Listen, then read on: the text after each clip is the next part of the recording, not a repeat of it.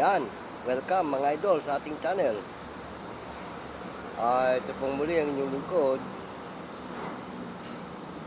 si Boyet, ay muling bumabati ng isang magandang umaga. Well, mga idol, shoutout po na sa ating mga subscriber dyan, sa ating mga viewer, ganoon din sa ating mga follower. Siyempre mga idol, saan man kayong panig ng ating bansa naroon, nawa ay nasa mabuti kayong kalagayan hanggang sa mga oras na ito. Alam nyo ba mga idol, umatin ako kanina sa pagsamba ng Iglesia ni Cristo. Tinalakay din kanina pagkatapos ng pagsamba yung tungkol sa gaganaping rally sa January 13. Marami kasi tayong napapanood sa ibang social media na di umano kansinado na raw ang rally ng iglesia dahil nga daw hindi pinayagan na idaos sa grandstand at saka sa ay tinatawag na Liwasang Bonifacio. Pero kanina tinalakay yan, sabi tuloy na ang rally at wala na talagang makakapigil. Dahil mga ito, planchado na yan eh.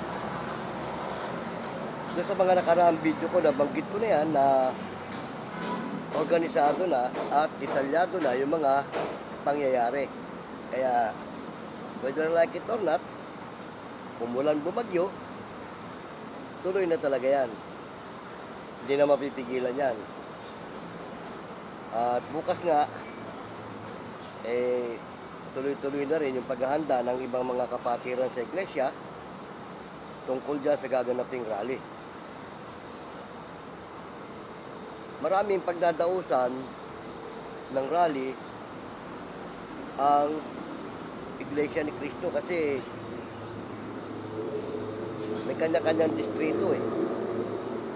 May kanya-kanyang lalawigan, may kanya-kanyang mga probinsya. Pero yung mga karating probinsya nitong Metro Manila ay dito gaganapin.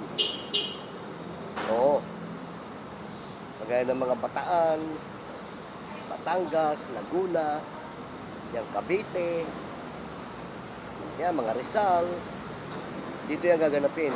Pampanga, dito yan. Pero pagdating sa mga norte na, mga Ilocos Sur, mga may kanya-kanya silang pagdadaosang lugar. Tulad ng Bicol. Idadaos sa bawat distrito sa Bicol, idadaos yan doon sa Legazpi. At sa Mindanao naman, may pagkanya-kanya rin pagdadaosan. Gayon din naman sa Visayas. Kasi ang rallying ito, Luzon, Visayas, Mindanao ito eh. Kumbaga, simulcast yan. Hindi yan kagaya ng ibang organisasyon na watak-watak, putol-putol. Ito parang ano to eh, kung natatandaan yung tinatawag na worldwide walk, parang ganun. Ang kaibahan lang, ito mayroong venue na pagdarausan isang lugar lang. Hindi na maglalakad o gagala pa. Basta pagdating doon sa venue, doon magkakatipon-tipon at pagkatapos ng programa, kalas-kalas na yan. Ang rallying ito mga idol, hindi ito kagaya ng iba na bumibilang ng araw. Kasi sa Iglesia ni Cristo, hindi pwede yung matagalan. Pagkatapos ng programa niyan at makapanalangin na ang inatasan ng pamamahala sa Iglesia, kalas-kalas na yan, kanya-kanyang sibat na yan. Ngayon, kung may maiiwan man dyan sa mga rally-rally na yan, sila na lang. Pero sa Iglesia ni Cristo, pagkatapos ng programa, huwalay na. At yun nga, nabanggit ka kanina nung ministro na ang sabi nga, kailangan kung ano ang tuntunin na dapat sundin, hanggang doon lang tayo. Hindi po pwede yung lalagpas tayo doon sa tuntunin at doon sa patakaran na itinalaga. Kaya nga, sa mga unang video ko, nabanggit ko na yan na ang Iglesia ni Cristo, planchado na. Organisado ang sistema ng rally. May program, counting program, at pagkatapos niyan, nalagay ko ang rallying ito sa January 13, halos parang maghapon lang ito eh. Oo, maghapon lang. Hindi ito aabutin ng kinabukasan pa. Hindi, kasi unang-una, ang pagsamba ng iglesia hindi pwedeng maantala. Oo. Hindi ito pwedeng abutin ng mga 2-3 araw o 1 linggo. Basta sa pakiramdam ko kanina, ang ayon sa baka maghapon lang ito. Pero kasi marami rin talagang mapipirwisyo ng mga motorista natin. Hindi may iwasan yon dahil lahat ng lugar, lahat ng area na masasakop ng rally o ng pagtitipon, sigurado sarado. May mga binanggit na ng area kanina sa napanood ko. Meron akong napanood na vlogger, may mga binanggit na siyang area na hindi na pwedeng daanan. O simula pa yata sa January 11 hanggang 13, yung mga area na yan, sarado na. Pag-aaralan na kung saan sila i-reroute. Oo. Kasi nga, pinaghahandaan na eh. Planchado na nga. Ang distrito nga ng Makati, babagsak lahat sa PICC. Lahat. Doon ang bagsak muna. Pagkatapos, mula doon, pagbaba ng mga kapatiran, na kung saan distrito galing yan, kung saan lokal, ay maglalakad na papuntang Quirino Grandstand. Oo, doon ang parang pinaka-venue. Pero talagang kaya organisado dahil iba yung pagpaparadahan ng mga sasakyan. Doon lahat puro sasakyan ang area na yon. Kaya nga pinaplansya na yung bawat lugar eh. Inaayos na para hindi magkagulo-gulo yung sistema ng mga kapatiran sa iglesia. At tinagubili nga na kung saan kayo ibinaba. O kumbaga sa aeroplano, saan lumanding yung aeroplano nyo at kung kayo bababa, pag i-scared na pabalik, pauwi, doon din. At sama-sama rin na pupunta rin sa lugar na yon. Itong Guadalupe, sabi daw, 15 bus. Isipin mo yun, gaano karami yung pasahero nun. Sabihin na natin seating capacity lang. Kailan ba ang laman ng isang bus? More than 40, di ba? 60, inaabot ng 60 yan eh. Ang isang bus, seating capacity yun. 5 times mo sa 15. Isang lokal pa lang yan. O, di ba? Ilang lokal ang distrito ng Makati. O. Di ba? Kaya nga, yung bawat lugar na pagdarausan, talagang inihahanda na.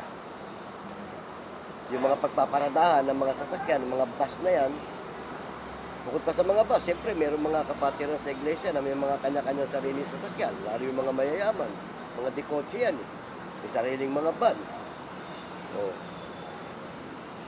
Kaya nga yung mga iskan ng iglesia, yan ang mga taga-pangalaga at taga-pangasiwa ng katahimikan at kapayapaan sa bawat lokal ng iglesia ni Cristo.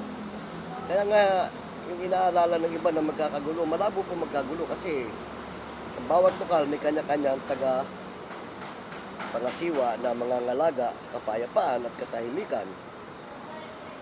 Kung may mapapahalo man dyan, tabagay, pinangiimbita rin ng Iglesia ni Cristo, may mapapahalo mang sanlibutan dyan, kontrolado yan ng Iglesia ni Cristo.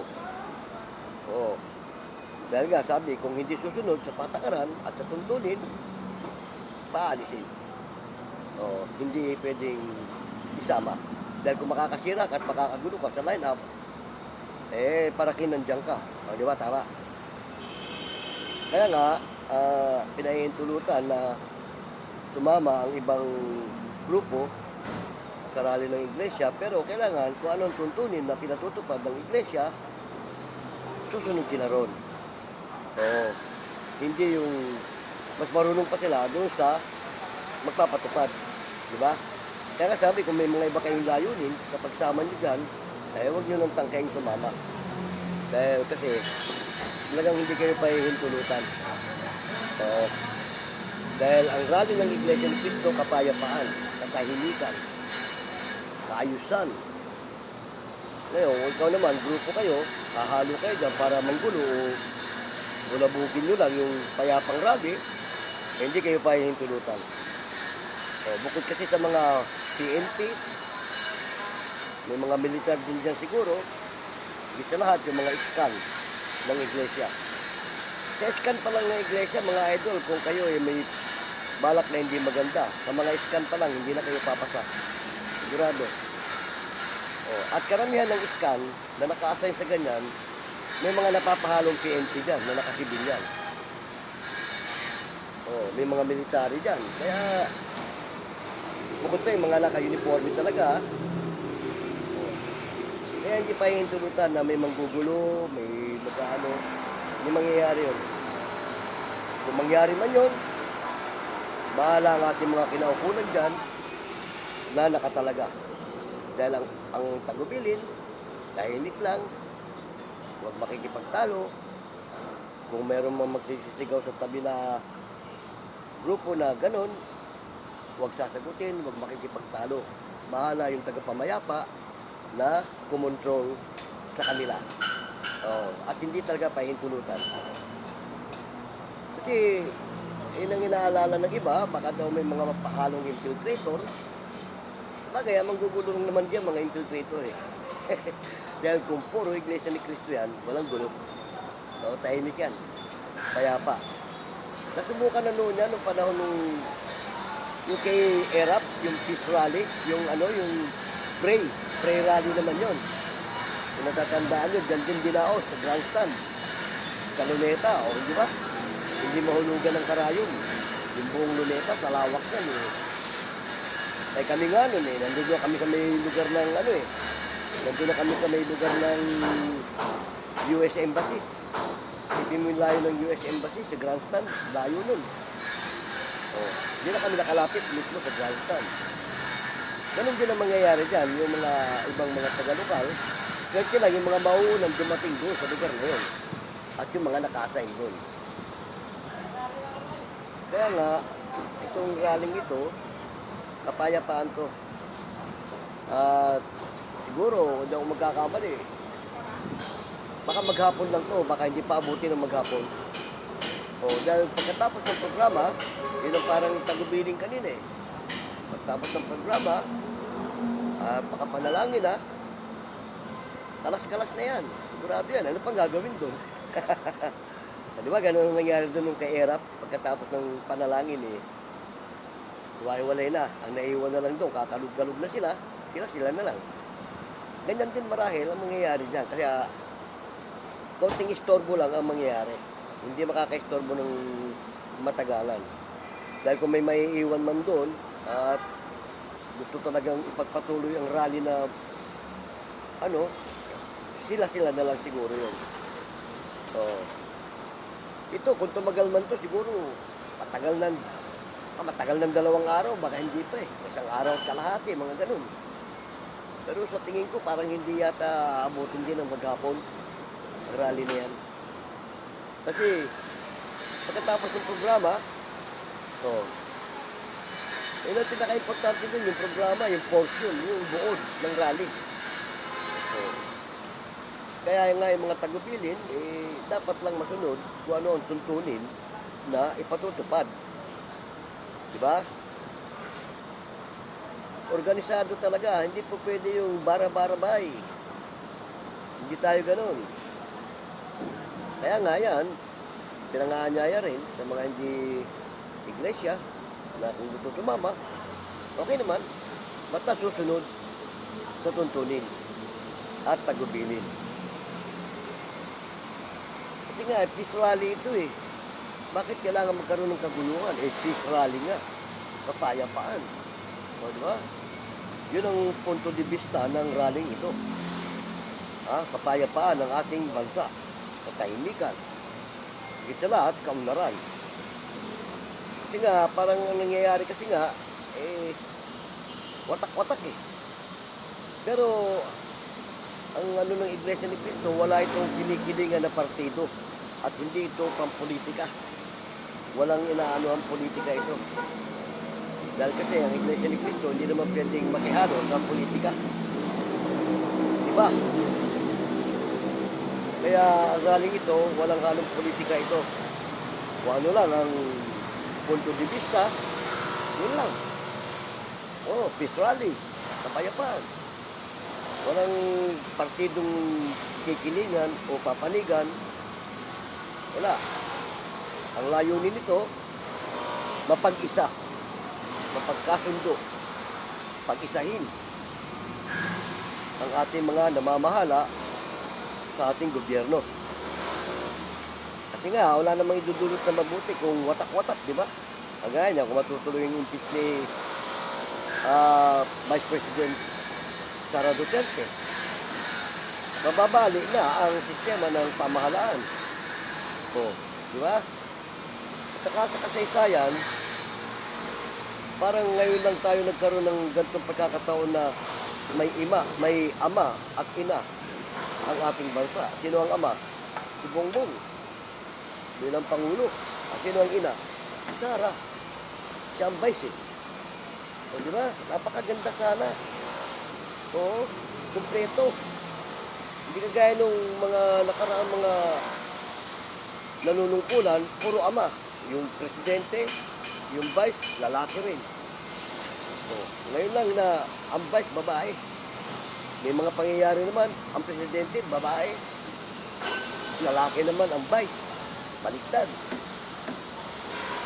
Pero pag tinukoy mo sa Biblia at inayon mo sa Biblia ang pangyayari, hindi pinahihintulutan ng ating Panginoong Diyos na mamuno ang isang babae sa anumang uri ng pamunuan. Dahil ang babae, kung sa buong sambahayan, ilaw lang yan ng tahanan. At ang haligi, lalaki. Di ba? Yun ang tuntunin ng Diyos eh. Ayaw ng Diyos na ang mamuno sa isang sambahayan, babae. Kaya nga sabi ng iba eh, pag namumuno doon sa isang bahay, babae, under desire yung asawa. Di ba? Ayaw ng Diyos yun. Kailangan lalaki ang mamuno. At ang babae, sisilbing ilaw. Kagaya nga dito sa ating bansa, di ba? Si Bongbong, ang Pangulo. Ng ating bansa, ng ating sambayanan. Siya ang Pangulo, siya ang haligi. Sino magsisilbing ilaw? Ang ating vice. Si Madam Sara Duterte. Kaya napakaganda sana. Kaya lang, kasi nahaluan ng iba't ibang gestikulasyon. Yung mga iba natin mga nasa pamahalaan, hindi natin malaman kung anong layunin. Ganon. Nasisira ang sistema ng magandang sambahayan o sambayanan.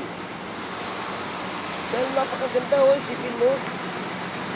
Tupad na tupad yung nakalagay sa Biblia, ang Pangulo ng Sambahayan, lalaki, at ang ilaw, babae, ang haligi ng isang sambahayan, lalaki. Sa bansa, ganun din, ang haligi ng isang bansa, lalaki. Pag sino ba magsisilbing ilaw, di ba yung kanyang katuwang? Ganda sana. Kaya lang, talagang ang diabo gumagawa ng paraan para sirain sirain yung magandang layunin ng Diyos. Magandang layunin ng Diyos sa ating bansa, kung tutusin eh. Kompleto, may lalaki at babae na mamamahala. Ang ginawa ng Diablo, sinisira. O, di ba? Ganun. Kaya yan, mga idol, napagkukwentuhan lang naman natin sa paksa ng ating pinag-uusapan, yung mga bagay. So, kasi nga, ang Diablo, gumagawa talaga ng paraan para yung mga magagandang layunin, magagandang sirain. Dahil nga, sabi nga sa Biblia, wala sa katotohanan. Oo. Puro sinungalingan at kabastutan ang gusto ng Diablo. Ayaw niya ng magandang sistema. Diba? Tama? Yun, mga idol. Kaya, sa totoo lang, marami rin ang nangihinayang sa ganyang pangyayari kung tuluyang mawawasak. Mawawala ang ilaw ng tahanan. Kumbaga sa isang sambahayan. Oo. Maganda lang ang kami. May haligi at may ilaw. O, diba? At pareho silang dinala ng iglesia. O, diba? Kaya ang layo nyo ng iglesia, pag-isahin silang muli. Oo. Pagtulungan nila hanggang matapos ang kanilang termino.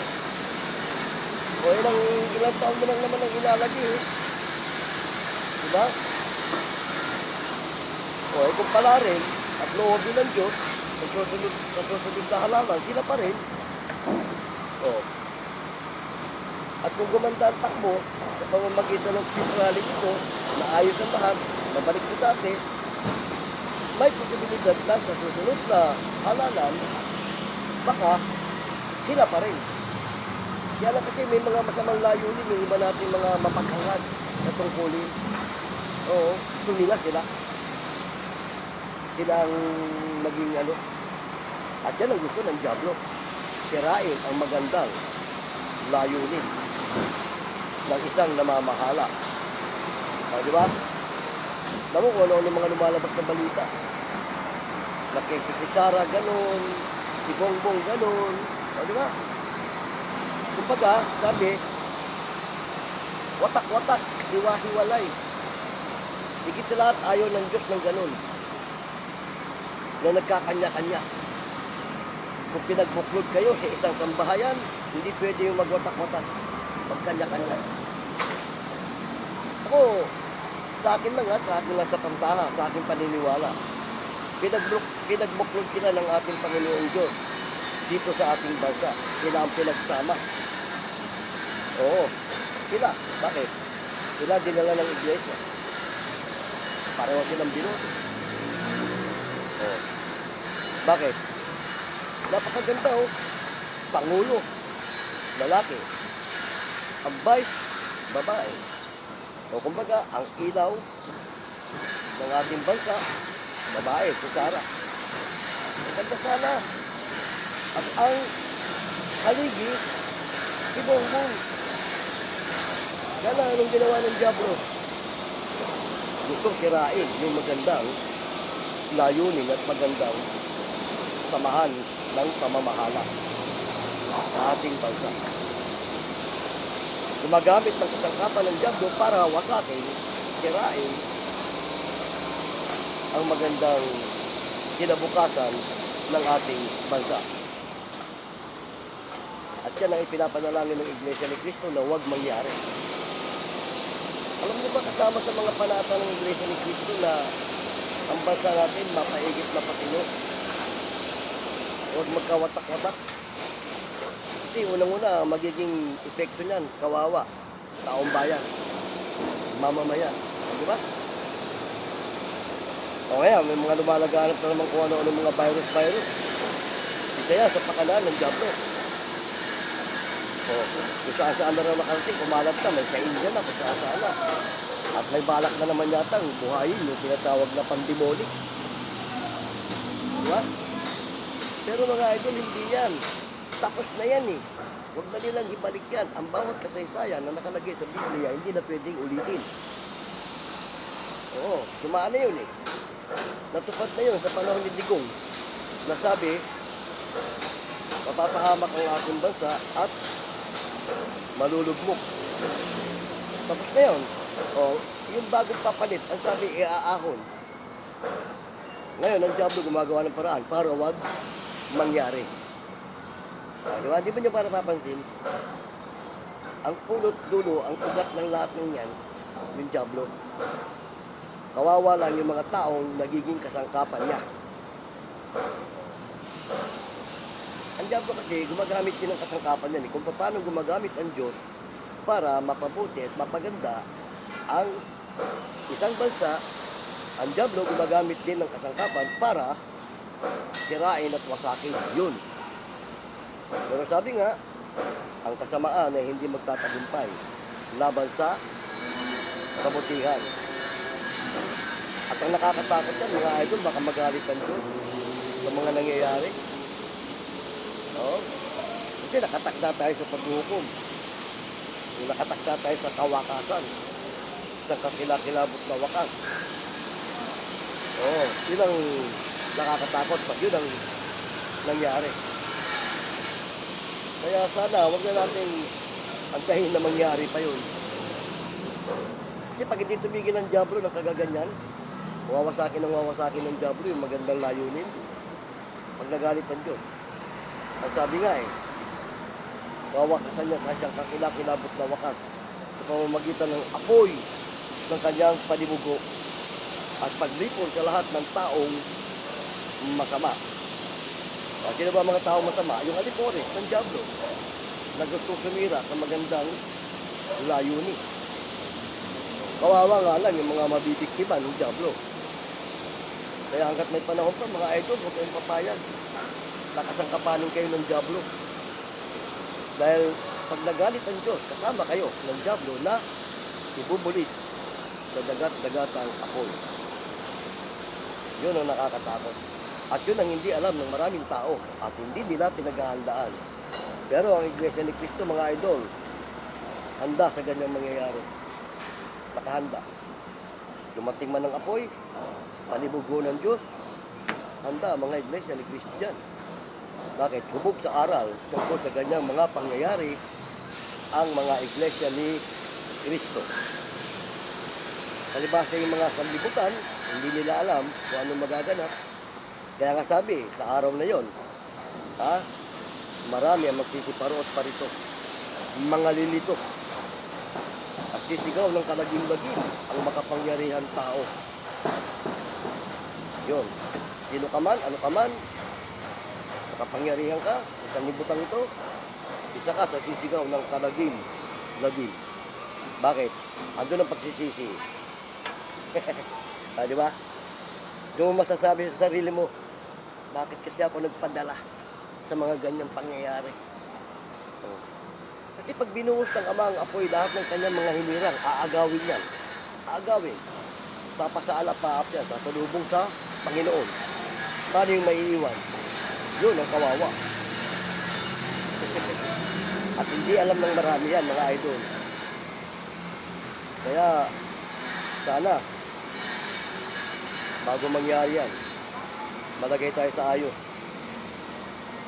Kasi nakalagay din sa Biblia, dadat na ng kanyang mga hinirang, ng kanyang mga lingkod, na nasa pakikipag baka.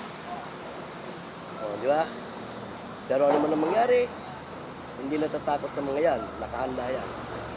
Yan ang pangako ng ating Panginoong Jesucristo, kapag natupad ang mga tanda, magala kayo. Ay natutupad na yung mga tanda. Di ba? Kaya mga idol, yan, napagkukwentuhan lang naman natin, pero sa totoo lang, nakakatakot yan. Hindi alam ng marami yan. Kaya sana, itong nalalapit na rally ng INC, yung mga balak makiisa, makiayon na lang kayo sa tuntunin na gustong ipagtupad ng Iglesia ni Cristo. Para kung ano man mangyari, hindi kayo mapahamak. Ano ba, tama? Bueno, salamat ng marami sa ating mga viewers dyan, sa ating mga subscriber. Dito na sa ating mga mamamayan na nakakapanood ng video ito. Kung muli ang inyong lingkod, si Boyet, ng Vlogs TV. Kung meron kayong mga katanungan, mga idol, lagay nyo lang sa comment section. At kung meron kayong mga comment, para naman sa mga susunod nating video, matalakay natin. Okay na, dapat salamat ako ng marami sa may sandali. Sinamahan nyo ako. Shoutout po muli sa inyong lahat yan. At muli, binabati ko kayo ng isang magandang umaga. At nawa, hanggang sa ating paghiwa-hiwalay, ay nasa mabuti kayong kalagayan. Okay na, hanggang sa muli, paalam!